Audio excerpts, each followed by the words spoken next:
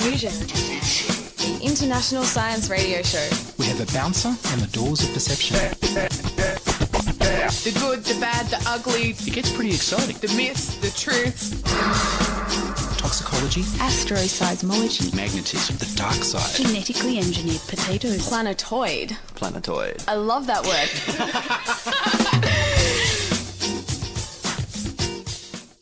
Hello and welcome to Diffusion. Sit back and relax while we inject weird and wonderful science directly into your dreams. I'm Ian Woolf. On this edition, Meow Ludo Meow Meow chats with me about space. The search for extraterrestrial intelligence, astrobiology, and colonising Mars. But first up, here's news of reprogramming cells to heal.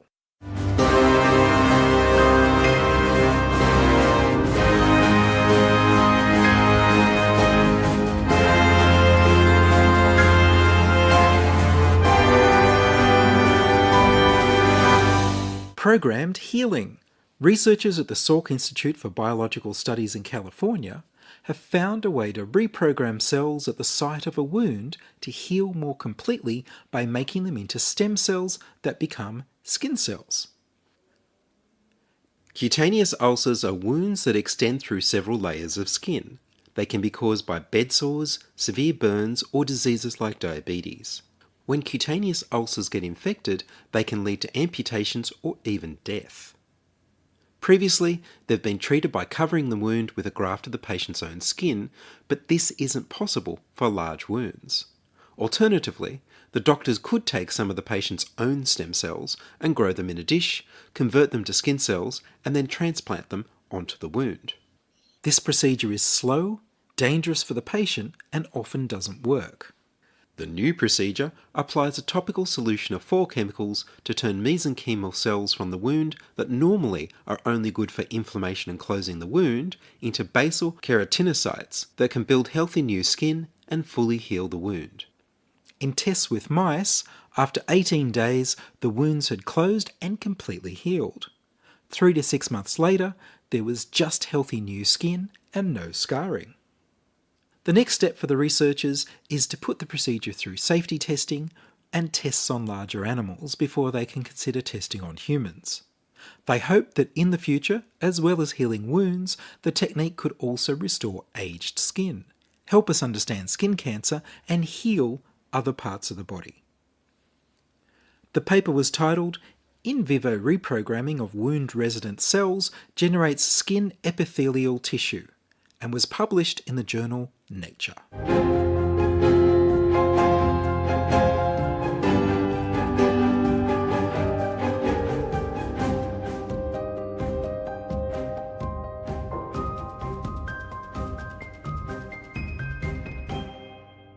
You're listening to Ian Woolf on Diffusion Science Radio.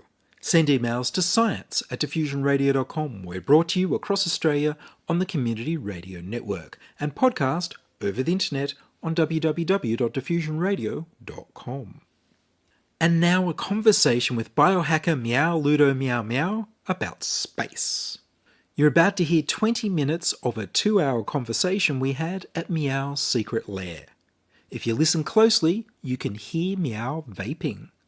The topics range from the search for extraterrestrial intelligence, realistic robots, growing plants in space, astrobiology, colonising Mars, and Australia's space agency. I began the conversation by mentioning to Meow about how mobile phones all have FM radio chips inside, but hardly anyone downloads the apps to use them.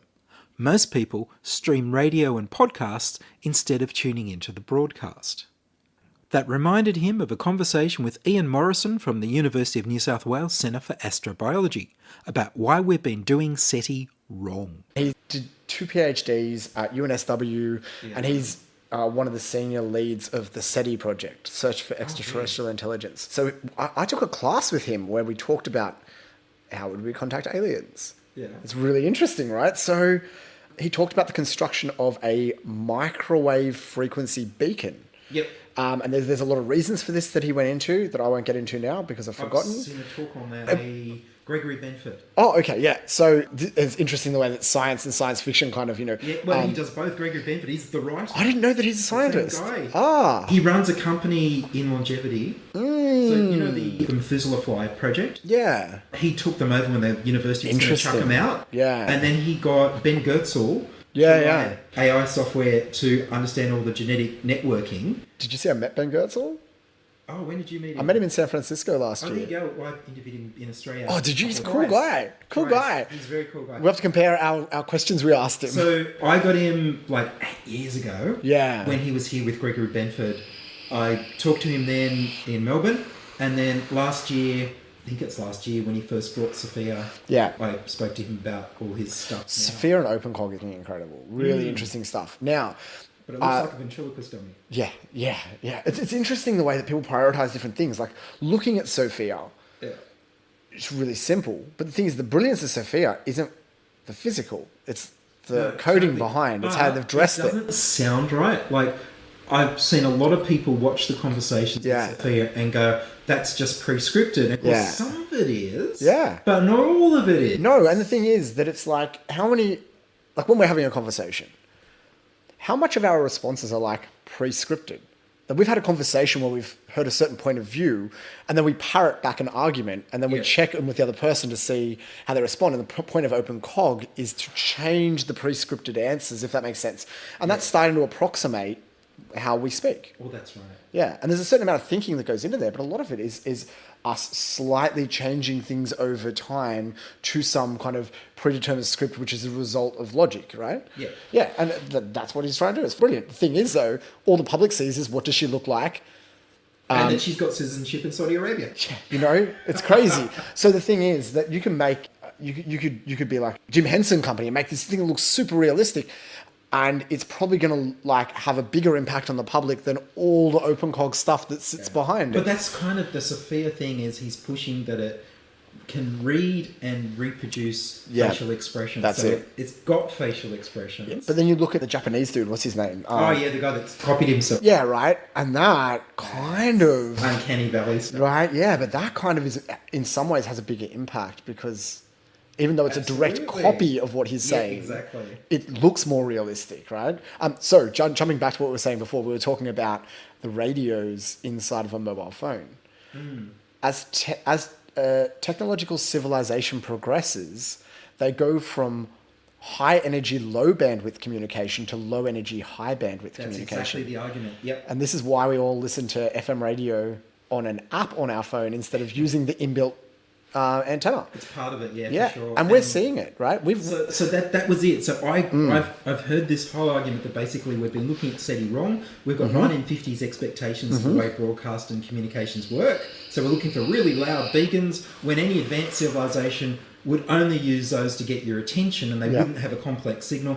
And they're going to say, I'm over here. Now you're look over here at this low energy one. And that's what we've got to look for. That's it. Yeah. So it's really interesting. And when we said at the end, so, you know, these microwave beacons that we have, and we know exactly how they'd be constructed and what they'd kind of look like, why aren't we building them? And they're like, are you crazy? You don't tell everyone where we are? It's like... I mean, that's the whole SETI thing. So the thing is that, like... And the thing is, we say, well, if we're not building them and no one's building them, even though we know how to construct them, the whole knowledge is useless because we wouldn't want to just advertise to everyone where we are. So the whole thing just goes out the window. But, you know, this is the 2010s. In the 1950s, we had a completely different view. Where will we be in 70 years from now? Well, that's right. Also, the first really high-powered broadcast from Earth was the Olympics that Hitler attended. This was in Sagan's Contact. Yep. Right? And it's true. So that signal is sending out at the speed of light. That might be the first knowledge of our world that any aliens could decode. Yeah, well, I guess... So we've got to counter that. The broadcasts that'll come out, at least it opens the story with in an exciting way. We're radio loud already. Yeah.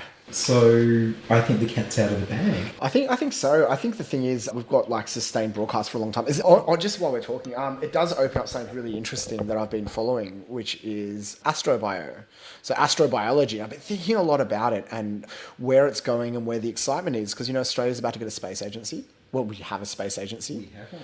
It's pretty thin. It's catered heavily towards business, but they're taking a lot of submissions around what types of things would you like from a space agency? And businesses are the main people who are doing this, but it could be something as simple as I have research that has a potential commercial outcome, but I would need this to research it. And I was lucky enough to go to Space Florida.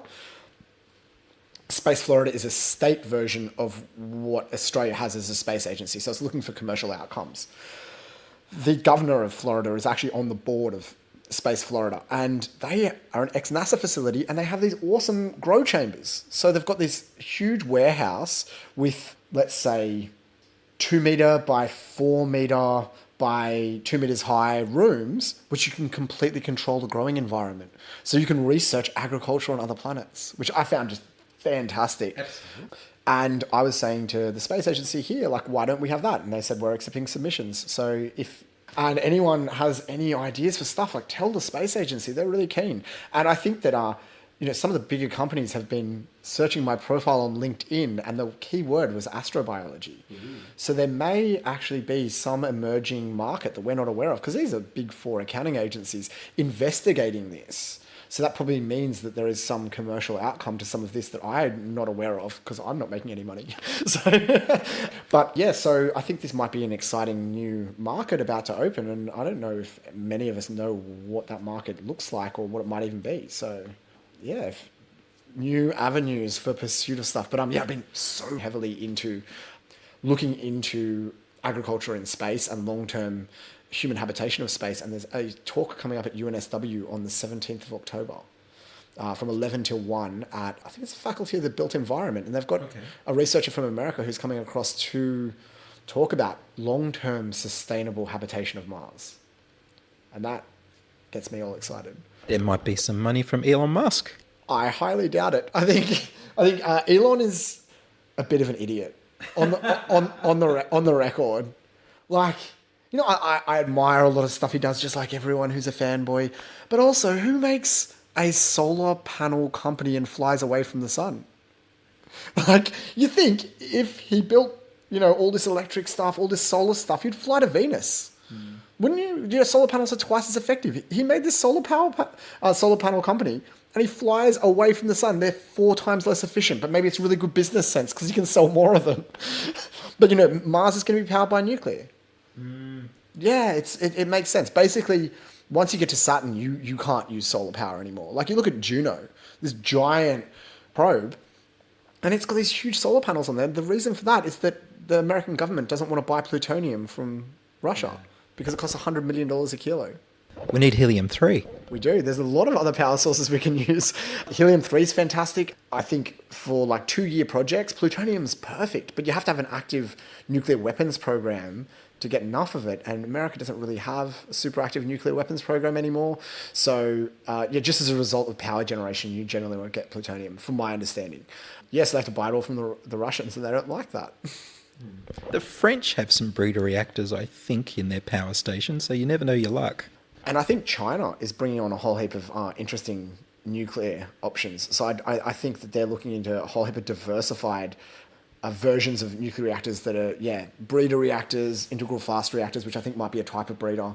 I could be wrong on that. And then you've got thorium reactors and all these other crazy, interesting alternatives. And I think it's actually a very exciting time for nuclear. I saw a really negative talk at Orbit Oz with someone who wouldn't give me an interview. I really wish I'd recorded his talk. But basically, he was talking about asteroid mining. And despite the fact he's very in favour of it, what his figures showed is that it's not profitable or not considered profitable enough by the mining companies unless they can sell it at the place they're mining it. Bringing it back adds too much expense. So they're very interested in a NASA Mars colony, US government Mars colony, because that would be a local customer for their minerals. But what they don't have in mind, and what the US government doesn't have in mind, is how that's paid for other than by taxpayers back at home. And if that's just a scam at enormous expense to human lives, to really just move money from one bank account in the US government to the mining company's bank account, can we just give them the money? Oh dear. I think a lot of these things get really complex as well when you're thinking about, government getting involved with business. A good example is the economic collapse of America. They don't call it the Great Financial Crisis because they're American. They've got exceptionalism. It was just like the Wall Street crash or whatever of 2007, 2008, whereas the rest of the world was reeling while this happened. But the economic conditions that lead up to that have worldwide underpinnings, but also sometimes it is good to save the banks and sometimes it's not, and sometimes it is good to save the mining companies and sometimes it's not. And I think that becomes really complicated because on the surface it can seem like one thing, whereas if you go digging underneath, maybe it is a great thing. And I think the thing to talk about is the outcomes you get from different things rather than on paper it look like we're just paying people off. And I think with mining companies on Earth, they don't need any more help. Sometimes banks too do, but they also need, if they make a series of mistakes because they've done things wrong, I think you should socialise them. So if the government's going to pay a certain amount, then the government has more control to ensure these things don't happen in the future. Because I don't think out of what happened in 2007, 2008, the checks and balances have been put in to stop those things from happening again. They certainly haven't done in Australia. We're headed for a crisis like America had, just on a smaller scale, because the world weren't real when we're in economic freefall. On the note of who funds space, it's a really interesting one because the 1967 Space Treaty actually has provisions in there for people to establish a government in space, from my understanding, but not for them to go to space with the purpose of setting up independent government. So you can set it up, but you can't get people on Earth to say we are going to space to set up a government. It has to be something that happens as a consequence of them living long-term in space. There's nothing that expressly prohibits anyone from declaring independence, but they can't go there with the purpose of that. Yeah, well, Professor Stephen Freeland spoke at Orbit Oz last week about space law. I can add that to the list of questions I'll be asking him next time, because, it's getting interesting because America's looking at breaking as many treaties as it can at the moment, and that's one of the treaties they want to break with Space Force, because the peaceful use of space is explicitly what all the treaties are about, not putting military up there. On top of that, you've got some really interesting actors who are signatories to the 1967 Space Convention, one of which being North Korea. All these people who you'd think is generally being lawless rogue agents, or who have been told by media are lawless rogue agents, are adherents and signatories to this treaty. What does it mean when a country like America, Freudian slip, a country like America goes and ignores UN, ignores human rights conventions, ignores space treaty? It spells bad times for the world, and outside the world, it turns out. But I think this is a really interesting time maybe to revise some of these things, because we are looking at doing things like colonising Mars, and if anyone has watched or read any science fiction, at some point the colony decides to form independence, as they probably should, as most colonies kind of do, Australia accepted. The thing missing from the Mars colony descriptions that I've seen so far is what the purpose of the colony is, other than having humans off Earth and other than just doing research, which of course won't make enough money to sustain itself. So normally in the past, when we had empires, colonies were about making money for the parent state. If it's not about making money for the parent state, where does all the money come from, and why would you even go other than to escape Earth? So I think as a human race, probably the most important thing is about not having all of our eggs in one basket. If some disaster happens to Earth, do we have a backup plan? So I think there's an imperative, a genetic and biological imperative for that as a get-go. But I was reading some documents by a group called Kalis Partners, and that they were two ex-military guys who actually went in and set up civilization when war had swept through and decimated everything. And they talk about 8 stages to getting a kind of village set up, or a civilization started from scratch. Really interesting guys to be talking about how do we do that on Mars.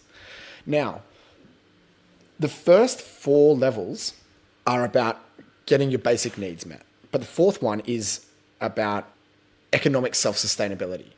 Now, the three levels beneath it are about food, shelter, rule, law, order, these things.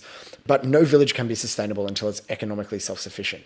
Now, that can be economically self-sufficient within itself, but it can also be to anywhere else, because people have to basically have an ability to move up through these stages if they work hard and put in effort. This is the kind of idea that you can liberate yourself and climb Maslow's hierarchy of needs as you climb their community hierarchy of needs.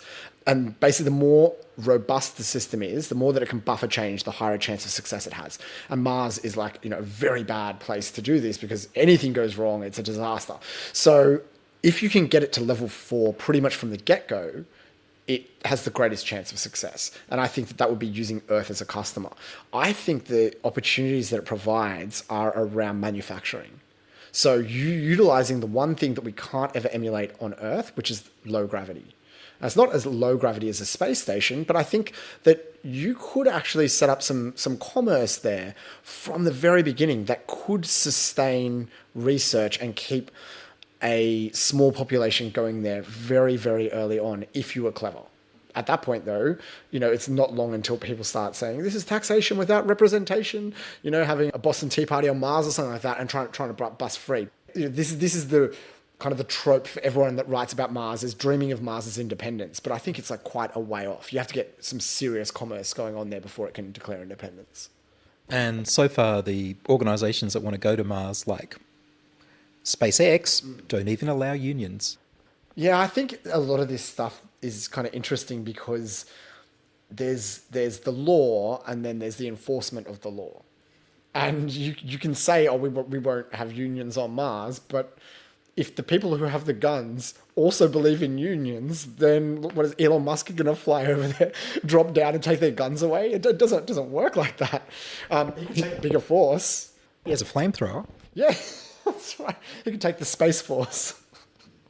Maybe that's what Space Force is really for.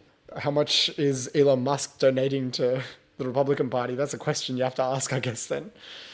But I think as well, it's a really interesting time for space all around the world. We keep on hearing things like, in the next 20 years, space will be $1 trillion industry.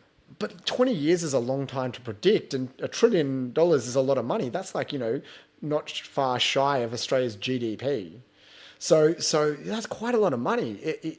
Is this a reality? And I think it could be, but I don't know whether I necessarily believe that, just because of the motivations of the world's politicians that we see now.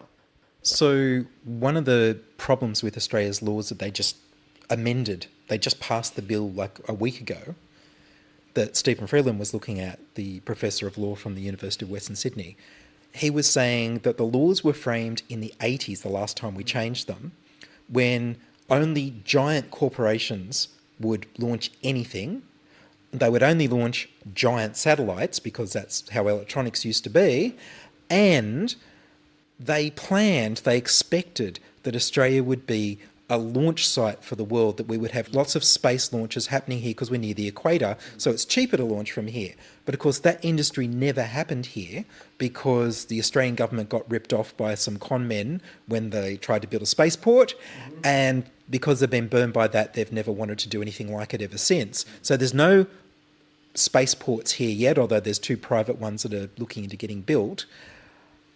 And as a result, the laws were wrong, and there's the ability to get a license for launching overseas, but it's super expensive and you need massive insurance, and the idea that it's going to be tons that you're sending up and tons that would fall on people if it went wrong. So if you're sending up CubeSats, little tiny mobile phone sort of based things, you've got to pay too much money, which has restricted the market. So they're changing all of that with this amendment to make it easier for small companies to do it with small launches.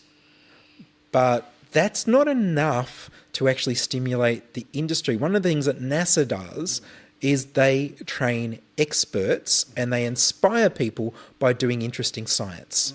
And the first thing the government said when they announced a space industry is, we're not going to do interesting science. We're never going to send people up. We're not going to be NASA. So it's taken this long for them to work out what they will do. It sounds the least possibly inspiring space industry body ever. That's what happens when you get a Liberal government in charge for too long.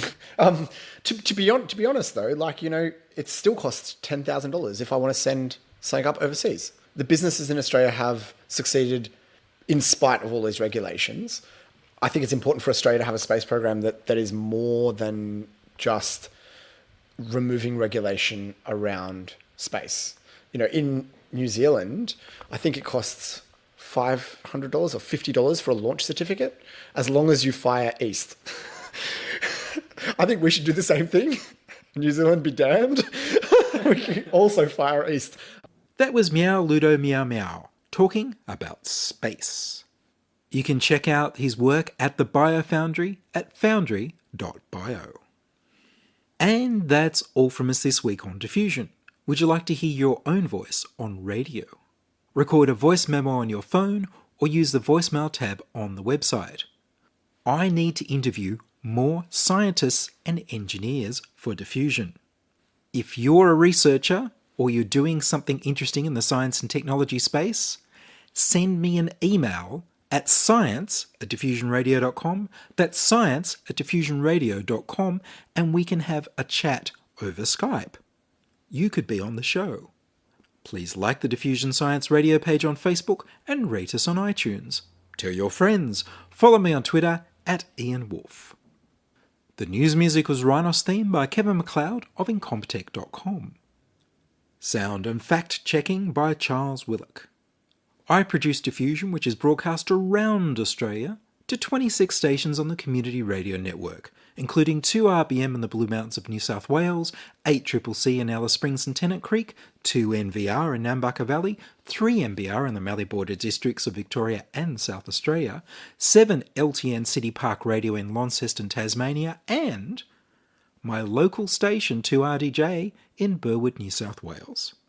Diffusion is syndicated globally on the National Science Foundation's Science 360 internet radio station and also on astronomy.fm.